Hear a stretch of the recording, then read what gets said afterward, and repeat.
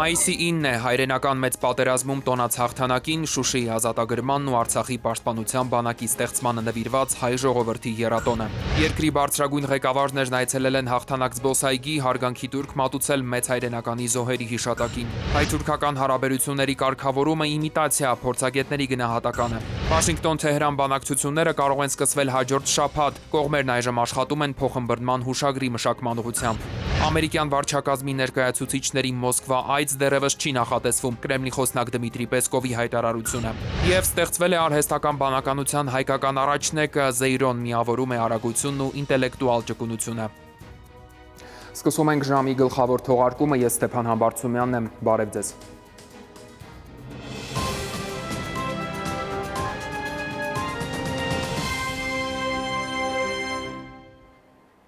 Եվ այսպես մայիսի 9-ն է հայրենական մեծ պատերազմում տարած հաղթանակին, Բերդաքաղաք Շուշիի ազատագրմանն ու Արցախի պաշտպանության բանակի ստեղծմանը նվիրված հայ ժողովրդի եռատոնը։ Հայկական Արցախն ավաղ այսօր օկուպացված է ու հայաթափված, ռազմաքաղաքական ղեկավարները գերեվարված Բաքվի բանտում։ Սակայն բոլորն էլ լիահույս են, որ վաղ թե ուշ պատմությունն ապագայում նորից է սրբագրվելու։ Իսկ հայրենական մեծ պատերազմը մարդկության պատմության մեջ ամենախոշորն էր, արձանագրված վնասի չափով աննախադեպը։ Շուրջ 600,000 հայորդիներ մասնակցեցին հայրենականին, որոնցից 106-ն արժանացան Խորհրդային Միության հերոսի կոչման, 26-ը պարգևատրվեցին փառքի շքանշաններով, ունեցանք 4 մարշալ, 1 ծովակալ ու լեգենդար հետախույզներ։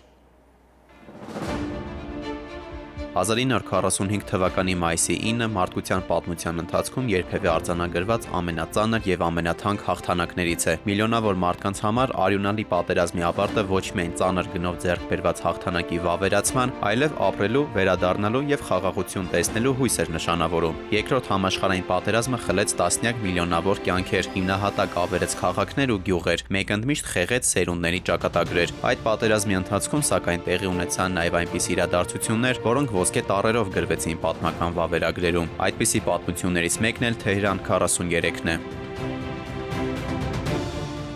Պատերազմն ընթանում էր, իսկ աշխարհի ճակատագիրը շարունակում էր կախված մնալ քաղաքական որոշումներից։ Թեհրանում պետք է հանդիպեին հակահիտլերյան կոալիցիայի առաջնորդները՝ Ստալինը, Ռուզվելտը եւ Չերչիլը։ Այս հանդիպումը մարդկության հիշողության մեջ մտապահվեց Թեհրանի կոնֆերանս անվանումով։ Հենց այստեղ պետք է վճռվեր պատերազմի հետագա ընթացքը, Եվրոպայում երկրորդ ճակատի բացումը։ Այդ օրերին, սակայն, նացիստները վտանգավոր ծրագիր էին մշակել։ Ըստ խորհրդային հետախուզության տվյալների, նացիստական Գերմանիան պատրաստվում էր մահափորձ իրականացնել 3 առաջնորդների դեմ միաժամանակ։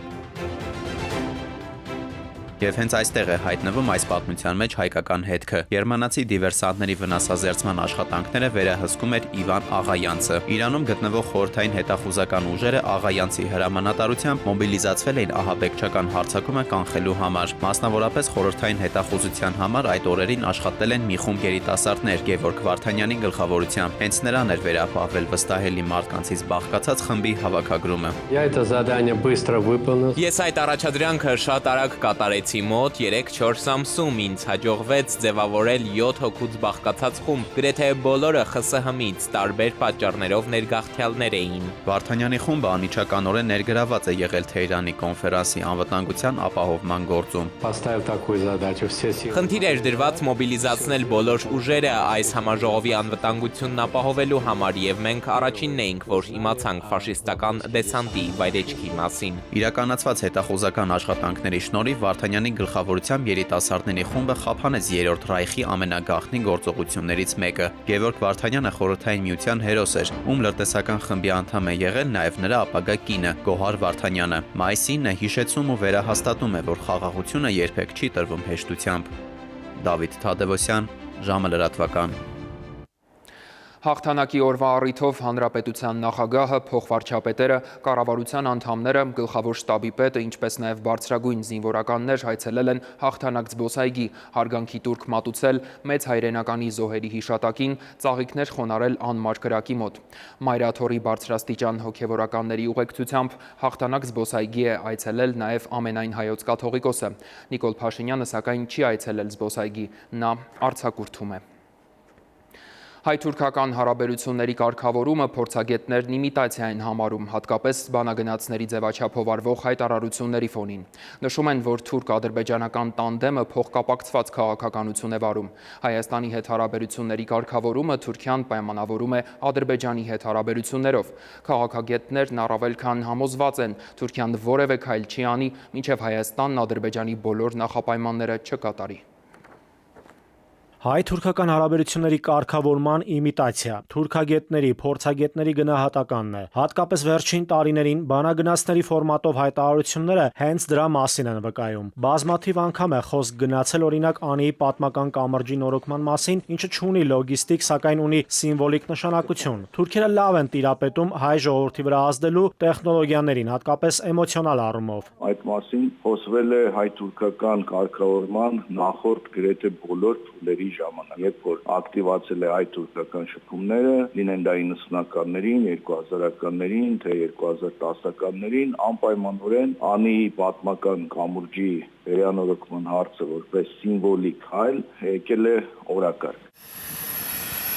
Թուրքիայի փոխնախագահ Ելմազը ըստ թուրքագետ ինչ-որ դրական մեսիջ պետք է հաղորդեր Երևանում եվրոպացի չինովնիկների ներկայության ընթացքում։ Եվ ահա Անիի պատմական կամրջի համատեղ վերականգնման մասին արձանագրությունը։ Փոխնախագահ Ելմազը չէր կարող դատարկաձեռն գալ Հայաստան։ Այս ամենը կարող է ամփոփվել մեկ բառակապակցության կամ ասացվածքի մեջ։ Լեռը մուկ ծնեց։ Վստահաբար թուրքական իշխանությունները փորձելու են ամեն ինչ անել, դրական մեսիջներ հղել հայկական հանրության որոշակի շրջանակներին, մոլորեցնելով նրանց, որ ահա դրական քայլեր են արվում։ Նույնիսկ մասնագետ էլ պետք չի լինել, որպեսզի նայենք մի փոքր խորք եւ տեսնենք, որ դրանք իմիտացիոն քայլեր են, դրանք ոչ մի բան չտվող քայլեր են եւ թուրքական հաշվարկը հետեւյալն է. նրանք կանեն ժեստեր, ռևերանսներ կամ դրական մեսիջներ Հայաստանի ընտրություններին ընդառաջ, միայն այնքան, ինչքան որ չի վնասի իրենց խորքային քաղաքականության։ Ահա այսպիսին է թուրքական դիվանագիտությունը, երբ Էրդողանի փոքր եղբայր Ալիևը Ստեփանակերտում պայթեցնում է Սուրբ Մարիամ Աստվածածին եկեղեցին, հայոց ցեղասպանության հուշարձանը։ Այդ ֆոնին թուրքերը Երևանում շտապում են Անիի կամուրջը նորոգելու, վերականգնելու համաձայնագիրը ստորագրել տալ։ Այսինքն իրականությունը շարունակում է մնալ հակահայկական, շարունակում են քանդվել, պայթեցվել եկեղեցիներ։ Թուրքական կողմը հայ հասարակությանը մանիպուլացնում եւ մոլորեցնում է նաեւ Անիի մայր տաճարի իբրև թե նորոգման առումով։ Պատմաբան թուրքագետներն են փաստում, թուրքերը Անիի մայր տաճարը պաշտոնապես թուրքական փաստաթղթերում ներկայացնում են որպես մզկիթ։ Կոչվում է, եթե չեմ սխալվում, Ֆեթիե մզկիթ, այնպես որ խոսել բարեկամության դրական քայլերի մասին եւ աղաղակող հակաքրիստոնեական քայլ անել մայր տաճարը մինչեւ այսօր ներկայացնել որպես մզկիթ, դա չեմ կարծում, որ համապատասխանում է այդ դրական հարաբերությունների տառին եւ ոգուն։ Տարիներ շարունակ Թուրքիան եւ Ադրբեջանը վարում են փոխկապակցված քաղաքականություն, այսինքն Թուրքիան Հայաստանի հետ հարաբերությունները պայմանավորում է Ադրբեջանի հետ հարաբերություններով, եւ երբ հայտարարվում է, թե Թուրքիան զիջումներ կանի միայն սիմվոլիկ քայլերի կոնտեքստում, կամուրջի նորոգում, հայ-թուրքական սահմանի բացում, իրականում ըստ քաղաքագետների վերլուծաբանների Թուրքիան քայլեր չի անի, մինչև Հայաստանը Ադրբեջանի բոլոր նախապայմանները չկատարի։ Սրա վրա շակից կախված է եղել հաղճապակից մի հատ հսկա չար։ Քաղաքագետների դիտարկմամբ Թուրքիան իր քաղաքականության մեջ ունի կարմիր գծեր, որոնք ըստ էության մնում են անփոփոխ, եւ որքան էլ լինեն ճնշումներ, հայտարարություններ, այդ երկիրը մնում է այդ կարմիր գծերին հավատարիմ։ Պետք չէ զբաղվել ինքնախաբեությամբ, պետք չէ հասարակությանը մոլորեցնել, ցանկալին իրականության տեղ դնելու մոլուցքով տարված։ Նաիրի Մուրադյան, ժամը լրատվական։ Հիմա կարճատև դադար է, մնացեք մեզ հետ։ Վաշինգտոն-Թեհրան բանակցությունները կարող են սկսվել հաջորդ շաբաթ։ Կողմերն այժմ աշխատում են փոխըմբռնման հուշագրի մշակման ուղղությամբ։ Ամերիկյան վարչակազմի ներկայացուցիչների Մոսկվա այց դեռևս չի նախատեսվում, Կրեմլի խոսնակ Դմիտրի Պեսկովի հայտարարությունը։ Եվ ստեղծվել է արհեստական բանականության հայկական առաջնեկը Զեյրոն միավորում է արագությունն ու ինտելեկտուալ ճկունությունը։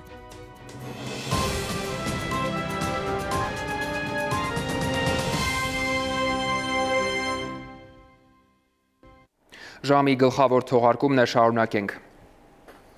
Միացյալ Նահանգների եւ Իրանի բանակցությունները կարող են սկսվել հաջորդ շաբաթ Իսլամաբադում։ Wall Street Journal-ի հրապարակման համաձայն Թեհրանն ու Վաշինգտոնը ներկա պահին միջնորդների հետ աշխատում են 14 կետից բաղկացած փոխըմբռնման հուշագրի մշակման ուղղությամբ, որն էլ սահմանելու է պատերազմի դադարեցման մեկամսյա բանակցությունների շրջանակը։ Ամերիկյան վարչակազմի ներկայացուցիչների, այդ թվում ԱՄՆ նախագահի հատուկ բանագնաց Սթիվ Ուիթքոֆի Մոսկվա այցը դեռևս չի նախատեսվում, հայտարարել է Կրեմլի խոսնակ Դմիտրի Պեսկովը, պարզաբանելով, որ խոսքը միայն պատրաստակամության մասին է։ Ոչ, առայժմ իրական հեռանկար չկա, իսկ Թրամփի հայտարարությունը ավելի շուտ ենթադրական բնույթի հայտարարություն էր։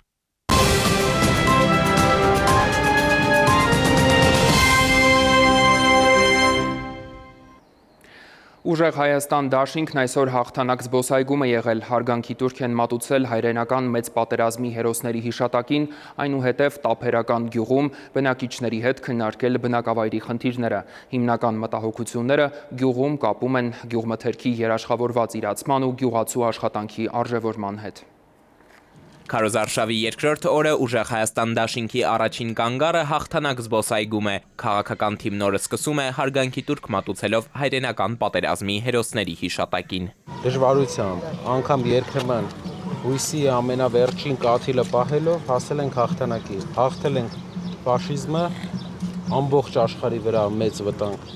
եւ ձեռք ենք բերել նաեւ ինքնիշխան մեր երկրում ապրելու, մեր հայրենիքում ապրելու իրավունք։ Այդ իսկ պատճառով,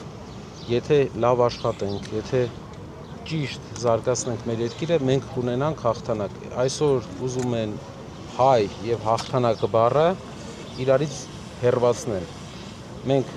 շատ ենք արդեն ենթագիտակցորեն մեր մեջ ուզում են նստեցնել, որ մենք չենք կարող ունենալ հաղթանակ։ Ինչու չենք կարող, կարող ենք։ Հաղթանակ զբոսայգուց ուժեղ Հայաստան դաշինքը մեկնում է Սյունիք, ճանապարհին կանգ առնելով Արարատի մարզի Տափերական գյուղում։ Այստեղ քաղաքական թիմը հանդիպում է գյուղի բնակիչների հետ, քննարկում բնակավայրի խնդիրները։ Հիմնական մտահոգությունները գյուղում կապում են մթերման կայանների աշխատանքի, գյուղմթերքի երաշխավորված իրացման եւ գյուղացու աշխատանքի արժևորման հետ։ Իսկ այս բոլոր խնդիրները ուղիղ արտահայտված են ուժեղ Հայաստանի ծրագրային դրույթներում, այն համոզմամբ, որ ուժեղ գյուղը ուժեղ Հայաստանի հիմքն է։ Էդվարդ Պողոսյան, ժամ լրատվական։ Քաղաքացիական պայմանագիր կուսակցության պատգամավորության թեկնածուներն այսօր Ագարակում ու Մեղրիում են ընտրարշավ իրականացրել, զրուցել բնակիչների հետ, ծանոթացել նրանց բարձրացրած խնդիրներին։ Քաղաքացիական պայմանագիր կուսակցության պատգամավորության թեկնածուներն այսօր ընտրարշավ են իրականացրել Ագարակ քաղաքում։ Նիկոլ Փաշինյանի հետ միասին նրանք շրջել են համայնքում, խոսել բնակիչների հետ, ծանոթացել նրանց կողմից բարձրացված խնդիրներին։ Կուսակցության առաջնորդը ներկայացրել է անցած տարիներին կեսաթոշակային համակարգում իրենց կողմից իրականացված դրական փոփոխությունները, որոնք արդեն անդրադարձել են այդ թվում Ագարակի տարեց բնակիչների կյանքի վրա։ Այսօր հարյուրավոր, հազարավոր, 800,000 մարդ տարբեր ծառայություններ ստացել առողջության ապահովագրության գծով։ Եվ այն մարդիկ, ում հասանելի չէր կարող լինել 2 միլիոն, 3 միլիոն, 4 միլիոն դրամ, 500,000, 1 միլիոն դրամ արժողությամբ վիրահատություններ, այսօր գնում են եւ վիրահատվում են պետության հաշվին։ Համայնքի բնակիչների առաջնային խնդիրն այս պահին շարունակում է մնալ աշխատատեղերն ու եկամտի կայուն աղբյուրը։ Այստեղ էական դեր կարող է խաղալ գյուղատնտեսական բիզնեսը։ Տարածաշրջանը լիովին համապատասխանում է բարձրաժեք գյուղմթերքի արտադրությանը։ Մենք պոտենցիալը տեսնում ենք այս բոլոր շրջապատող տարածքներում ամենատարբեր ժամանակակից գյուղատնտեսական տեխնոլոգիաների կիրառմամբ մենք կարող ենք այստեղ ընդհանրապես այգեստան դարձնել եւ ագարակցիներին դրա համար պակասում է մի բան՝ ջուր, որովհետեւ մնացած ամեն ինչ ունեն, կա կլիման, կա արևը։ Քաղաքացիական պայմանագիր կուսակցության պատգամավորության թեկնածուների հաջորդ կանգառը Մեղրի քաղաքն էր, որտեղ Նիկոլ Փաշինյանի գլխավորությամբ նրանք ծանոթացան քաղաքում իրականացվող բարեկարգման աշխատանքներին։ Արմեն Նաթալյան, ժամը լրատվական։ Բարգավաճ Հայաստան կուսակցության պատգամավորության թեկնածուներն այսօր այցելել են հաղթանակ զբոսայգի, հարգանքի տուրք մատուցել հայրենական մեծ պատերազմի հերոսների հիշատակին։ ԲՀԿ ներկայացուցիչներն ընդգծել են մայիսի 9 ոչ միայն հաղթանակի, այլև հիշողության, միասնականության և խաղաղության վերաիմաստավորման խորհրդանիշն է։ Բարգավաճ Հայաստան կուսակցության նախընտրական ցուցակի падգամավորության տեխնացուներն են այսօր այցելել հաղթանակ զբոսայգի հարգանքի տուրք մատուցելու հայրենական մեծ պատերազմում զոհված հերոսների հիշատակին։ Նրանք ծաղիկներ են խոնարել անմար կրակի մոտ եւ 1 րոպե լռությամբ հարգել իրենց կյանքը հաղթանակին ու խաղաղ ապագային նվիրաբերածների հիշատակը։ Պետք է ունենանք նաեւ վերածնունդ, պետք է ունենանք նաեւ հաղթանակ եւ անցյալը մոռանալը եւ անցյալը ուրանալը շատ վատ ճանապարհ է։ Այսօրը եւս մեկ անգամ հիշեցնում է, թե որքան թանկ գնով է ձեռք բերվել խաղաղությունը եւ որքան կարեւոր է պահպանել այն, ասում են նախընտրական ցուցակի падգամավորության տեխնացուները։ Մեծ նպատակը պետք է լինի նա, որ հետագա սերունդները անպայման հիշեն, որ հայ ժողովուրդը մեծ հայրենական պատերազմում 600,000 մասնակից է ունեցել, շարքային զինվորականներից սկսած մինչև սպաներ, գեներալներ եւ մարշալներ։ Հաղթանակի միջոցառումն ավարտվել է հերոսության, հիշողության եւ խաղաղության խորհրդանիշ մայիսի 9-ի պատգամի վերաիմաստավորմամբ, պատգամ, որը նույն ընդհանուր հիշողության շուրջ է միավորում սերունդներին։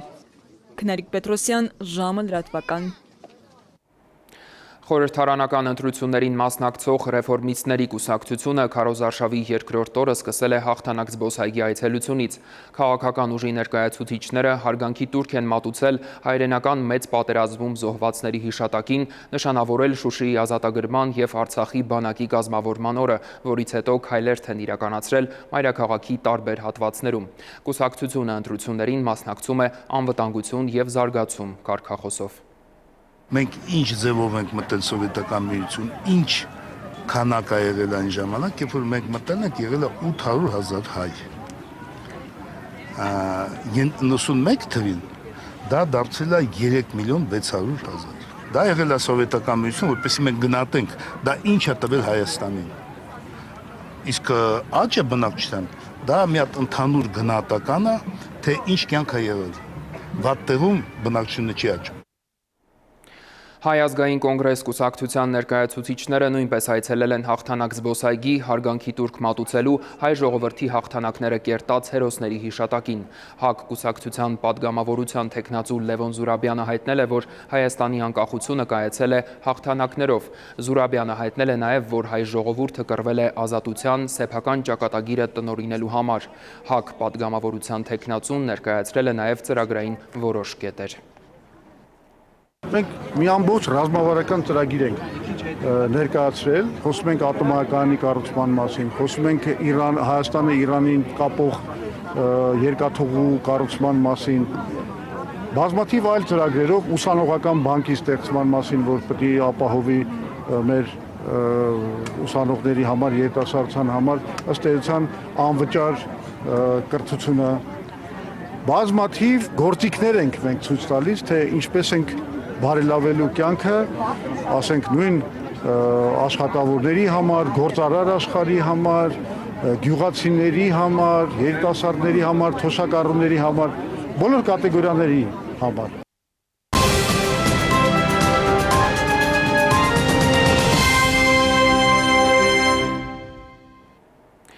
Ստեղծվել է արհեստական բանականության հայկական առաջնեկը Զեյրոն, որը միավորում է արագությունը, ինտելեկտուալ ճկունությունն ու տեխնոլոգիաները, միաժամանակ ձևավորելով ծառայությունների առավել արդյունավետ, անհատականացված ու կանխատեսելի որակ։ Զեյրոն է հայկական արհեստական բանականությունը, ստեղծվել են նոր ստանդարտներ սահմանելու եւ ժամանակակից շարժունակության ու թվային ծառայությունների տրամաբանությունը վերաձևակերպելու համար։ Հայկական զեբրը միավորում է արագությունը, ինտելեկտուալ ճկունությունն ու տեխնոլոգիաները, ձևավորելով ծառայությունների նոր որակ, առավել արդյունավետ, անհատականացված եւ կանխատեսելի։ Գաղափարը 0 կլիկն է ու 0 բառը հենց տեղից է ստեղծվել, որ 0 կլիկ ինչ ուզում ես արա ու դրա վրա ժամանակ մի ծախսի, խնայի քո ժամանակը ավելի հետաքրքիր ու ավելի լավ բաների վրա, մնացածը 0-ն կանի։ Զեյրոն ստեղծել է 17-ամյա Արմանը ծրագրավորման աշխարհում է 9 տարեկանից։ Տեխնոլոգիաների միջոցով ուզում էր իր կյանքը հեշտացնել, հետո հասկացավ, այն ինչ իր մտքում է կարող է բոլորին օգտակար լինել։ Այսպես 15 տարեկանից գործի անցավ, գաղափարները կենտրոնացրեց, կոդ գրեց եւ 2 տարի հետո այն արդեն բոլորի սմարթֆոններում կարող է լինել։ Իդեպ հայկական առաջին արհեստական բանականությունը նախ մեր լեզուն է սովորել, տիրապետում է նաեւ հայոց պատմությանը։ Ձգտել եմ դրան, որ ինքը պետքա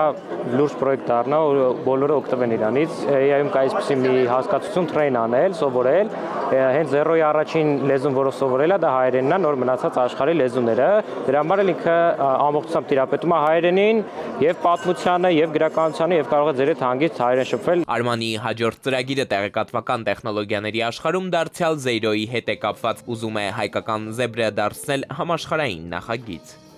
Էդուարդ Պողոսյան, Անդրանիկ Ներկարարյան, ժամը լրատվական։ Այսքանը ժամի մայիսի 9-ի գլխավոր թողարկումներ։ Շնորհակալություն, որ մեզ հետ էիք։ Հաջելի երեկո։